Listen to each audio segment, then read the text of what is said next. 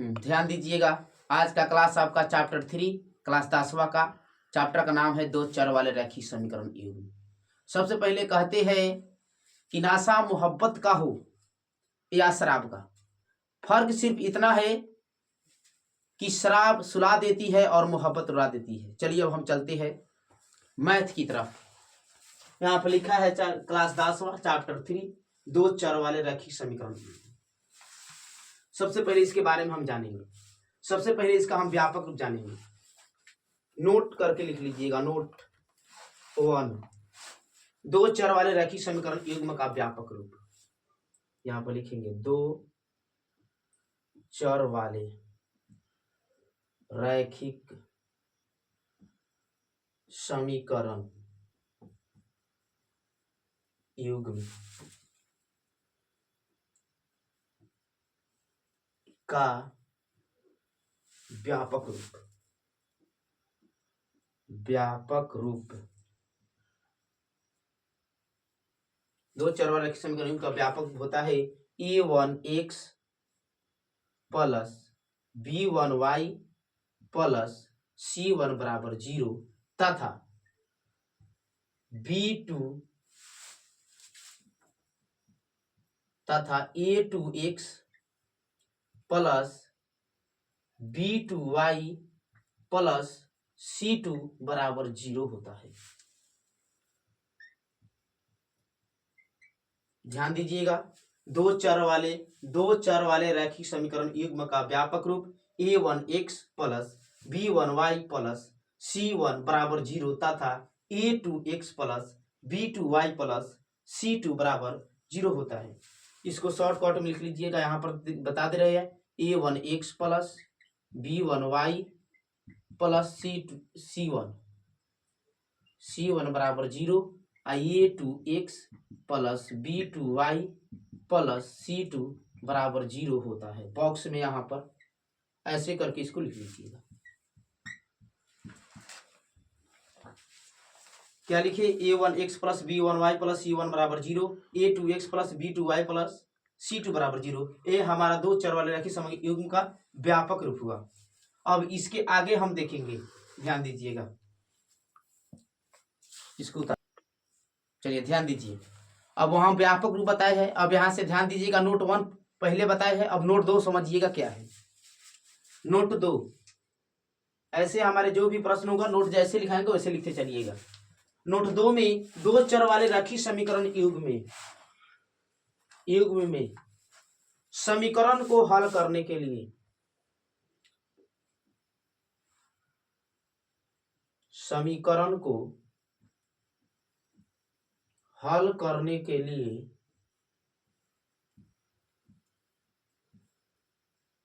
दो विधियां होती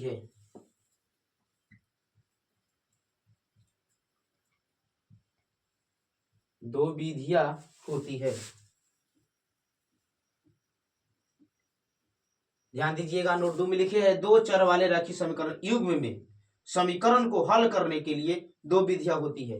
एक में ग्राफीय विधि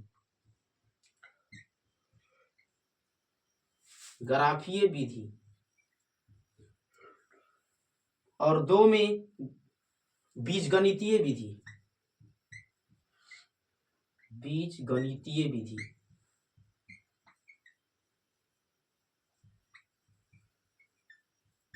अब ध्यान दीजिएगा।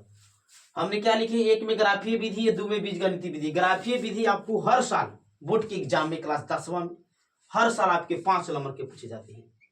कितने नंबर के? 5 नंबर के प्रश्न हर साल पूछा जाता है। इसलिए ग्राफीय विधि को अच्छे से पढ़ाएंगे। इसको अच्छे से समझ लीजिएगा। 5 नंबर का प्रश्न छूटना नहीं चाहिए, हर साल पूछता है। और बीजगणितीय विधि आपका 2-2 मार्क्स में पूछता है। आपका बीजगणितीय विधि में 3 विधि पढ़ना होता है। पहला विलोपन विधि, दूसरा प्रतिस्थापन विधि और तीसरा ब्रज गुणनखंड विधि। तीनों विधि बीजगणितीय विधि में और एक सिंपल होता है ग्राफीय विधि जो 5 नंबर के पूछी जाती है। अब सबसे पहले हम ग्राफीय विधि बताएंगे। 5 नंबर का प्रश्न जो हर साल आपके बोर्ड के एग्जाम में पूछे जाती है। ध्यान से इसको समझिएगा। नोट 2 बताए हैं, नोट 1 बता दिए, नोट 2 बता दिए। अब नोट 3 में ध्यान दीजिएगा आपके क्या है। नोट 3 में आपको ग्राफ बनाना सिखाएंगे। यहाँ पे लिखा हुआ है नोट 3, आपका क्वेश्चन है x प्लस वाई बराबर 5 तथा 2x प्लस 2y बराबर 10 इस समीकरण निकाय का ग्राफ खींचे। इस तरह से आपके प्रश्न मिलेंगे बोर्ड के एग्जाम में जो 5 नंबर के पूछे जाते हैं। ध्यान दीजिएगा। सबसे इस समीकरण को सबसे पहले हम समीकरण 1 मानेंगे, x प्लस वाई बराबर 5, इसको हम मानेंगे समीकरण 1। उसके बाद 2x प्लस 2y बराबर 10, इसको मानेंगे समीकरण, इसको अभी समीकरण नहीं मानेंगे, ध्यान दीजिएगा। इस सब में कॉमा क्या है, इसमें पहले हम कॉमा लेंगे। इस समीकरण को उतार करके हम समीकरण 1 मान लिया। अब इसको समीकरण उतारे हैं तो इसमें हम कॉमा लेंगे। सब में कॉमा क्या दिखाई दे रहा है 2, तो 2 को हम क्या करेंगे कॉमा ले लेंगे। तो यहाँ पर 2 कॉमा लेंगे तो यहाँ पर आपका x बचेगा, प्लस इसमें से अगर हम 2 कॉमा लेंगे तो यहाँ पर आपका y बचेगा बराबर में 10। याद ध्यान दीजिएगा, 2 बचे 10 कट जाएगा। जब संख्या बराबर में हो तो ऊपर कट जाता है। क्या हो गया, x प्लस वाई बराबर 5, ये आपका हो जाएगा समीकरण 2। अब ध्यान दीजिएगा, लिखेंगे अब समीकरण 1 से, अब समीकरण 1 से, तो समीकरण 1 उतारिए, x प्लस वाई बराबर 5 है। अब आपका प्लस में y है, इधर भेजिएगा, कौन सी में चल जाएगा, माइनस में हो जाएगा। प्लस है तो माइनस में हो गया, इसलिए x बराबर क्या हो गया 5 माइनस वाई। अब आप क्या कीजिएगा, y का मान रखिएगा, x का मान निकलेगा। y का मान अपना से जो भी संख्या मन करे आप रख सकते हैं। ध्यान दीजिएगा कैसे, यहाँ पर हमारा x बराबर 5 माइनस वाई है, y का जगह पर आप कुछ भी रख सकते हैं। हम रख दिए 2, जब 2 रखेंगे तो x का मान निकलेगा। 5 में से 2 जाएगा, 3 बच गया। x का मान कितना निकल के आया, x का मान 3 निकल के आया। यहाँ पर हम इसका डायग्राम बनाएंगे, ध्यान दीजिएगा कैसे।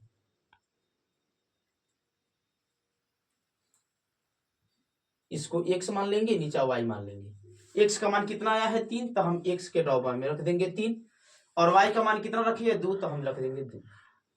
लिखेंगे पुनः, यहां से स्टेप को उठाइएगा, x बराबर 5 माइनस वाई।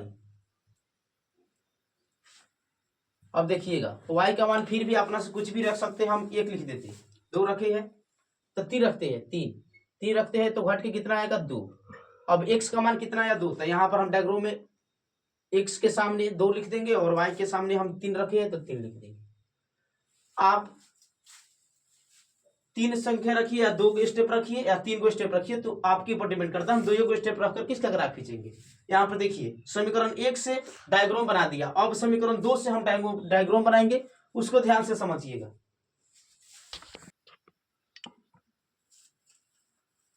चलिए ध्यान दीजिएगा, हमने समीकरण 1 का डायग्राम यहाँ पर बनाया। अब लिखेंगे समीकरण 2 से, लिखेंगे अब समीकरण 2 से। अब समीकरण 2 को उतारेंगे। समीकरण 2 था आपका x प्लस वाई बराबर 5। अब यहाँ पर ये भी प्लस से उधर जाएगा, माइनस में हो जाएगा, इसीलिए x बराबर 5 माइनस वाई हो जाएगा। अब ध्यान दीजिएगा, अब अपना से y का मान कुछ भी रख सकते हैं। अब y का मान है यहाँ पर, उसमें जो रखे वही रखेंगे। y का मान 2 रख देते हैं, क्योंकि आपका क्या है समीकरण बराबर है, इसका ग्राफ जो होगा समानुपाती होगा। x बराबर घटेगा तो आ जाएगा आपका 3, x बराबर 3 आया। अब देखिएगा दूसरा का ग्राफ, पहले का समीकरण का ग्राफ हुआ, डायग्राम है। यहाँ पर हम दूसरा का समीकरण का डायग्राम बनाते हैं, ध्यान दीजिएगा।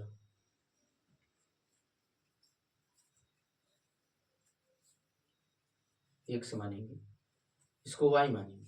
अब ध्यान दीजिए, x का मान कितना आया 3, तो यहाँ पर हम 3 रख देंगे। y का मान कितना रखे 2, तो हमने यहाँ पर 2 रखेंगे। लिखेंगे पुनः, यहाँ ध्यान दीजिएगा, लिखेंगे पुनः, स्टेप को यहां से उठाइएगा, x बराबर 5 माइनस वाई। ध्यान से समझिएगा, x बराबर 5, अपना से कुछ भी मान रख सकते हैं, क्योंकि इसका समीकरण बराबर है, इसलिए जो समीकरण में मान रखेंगे वही दूसरा का समीकरण में मान रखेंगे। कब, जब समीकरण बराबर हो तब। अब ध्यान y का मान पहले का समीकरण में हम क्या रखे 3, तो यहाँ पर हम 3 रखेंगे। x बराबर 5 में से 3 को घटाएंगे 2 बचेगा। x का मान कितना आया 2, तो x के सामने लिखेंगे और y का मान रखे है 3, तो y के सामने रखेंगे 3। अब ध्यान दीजिए समीकरण 1 से समीकरण 1 का डायग्राम बन गया और समीकरण 2 से समीकरण 2 का डायग्राम बन गया। अब इस दोनों डायग्राम से हम क्या करेंगे, इसका ग्राफ बनाएंगे। ध्यान से समझिएगा ग्राफ कैसे बनती है।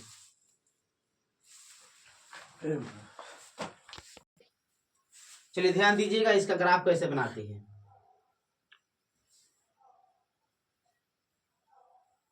देखिए ग्राफ बनाने से पहले ही समीकरण में पता चल जाता है कि हमारा ग्राफ क्या होगा।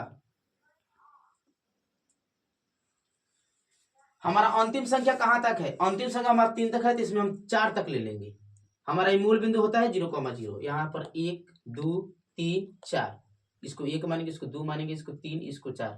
एक और बात, ये हमारा क्या है, ऊर्ध्वाधर रेखा है। जो सीधा लंबा खड़ा है वो हमारा ऊर्ध्वाधर रेखा, जो सूखा हुआ रेखा है, सोता हुआ रेखा है, उसको हम बोलते हैं क्षैतिज रेखा। इसको हम y और नीचे वालों को y डैश बोलते हैं। इसको हम x और इधर हम x डैश बोलते हैं। 1 2 3 4 लिख दीजिए, 1 2 3 4, नीचे भी लिखिए 1 2 3 4, 1 2 3 4, इधर भी लिखिए 1 2 3 4 2 3 4। अब ध्यान दीजिएगा जो x जो जिस पर डैश लगा रहता है वो संख्या आपका माइनस में रहता है, यहाँ पर हम माइनस देंगे। इस तरह भी हम क्या देंगे, माइनस देंगे। अब ध्यान दीजिए, अब देखेंगे डायग्राम में x में 3 और y में 2। इसको ध्यान से समझिएगा कि कैसे लिया जाता है। x में 3 y में 2, अब खोजेंगे x में 3 प्लस है, प्लस में खोजेंगे x में 3 y में 2, तो x में 3 यहाँ पर है और y में 2 यहाँ पर है। अब इसके सामने जाएंगे, यहाँ पर हो जाएगा x में 3 और y में 2 सामने सामने। अब देखिए x में 2 और y में 3, तो x में 2 यहाँ है और y में 3 यहाँ है, सामने सामने जाएंगे, पूरा एकदम कहाँ जाएंगे, सामने सामने। ध्यान दीजिए हो गया, x में 3, x में 2 और y में 3, तो यहाँ 2 है, यहाँ 3 का सामने है, पूरा सामने सामने जाएंगे। अब पहले का डायग्राम कहाँ मिला दिया, तो अब इस रेखा को हम क्या करेंगे, मिला देंगे। हमने क्या किया, इस रेखा को मिला दिया। अब दूसरा का डायग्राम को देखिए, यहाँ पर दूसरा का समीकरण के डायग्राम को, x में 3 है y में 2 है, तो x में 3 y में 2 उसी बिंदु पर जाएगा जो पहले का डायग्राम का बिंदु गया है। फिर x में 2 और y में 3, तो x में 2 और 3 उसी बिंदु पर जाएगा और उसी रेखा पर एक और रेखा जाएगा। उसी रेखा को हम क्या बोलते हैं, उसी ग्राफ को हम संपाती ग्राफ बोलते हैं। देखिएगा एक और रेखा उसी पर जा रहा है, यही हमारा क्या हुआ, संपाती ग्राफ हुआ। संपाती होता है एक रेखा पर दूसरा का रेखा जब गुजरे तो वही ग्राफ हमारा संपाती होता है। इसका ग्राफ संपाती होगा। यहाँ आपका 5 नंबर का कोई नहीं कटेगा, एक भी नंबर नहीं कटेगा। 5 नंबर का ग्राफ जैसे बताए वैसे समझ गए होंगे आप लोग। इसको बढ़िया से समझ करके सीख लीजिएगा कि ग्राफ हर साल 5 नंबर का पूछा जाता है। चलिए अगले वीडियो में हम मिलेंगे, अगले क्लास में।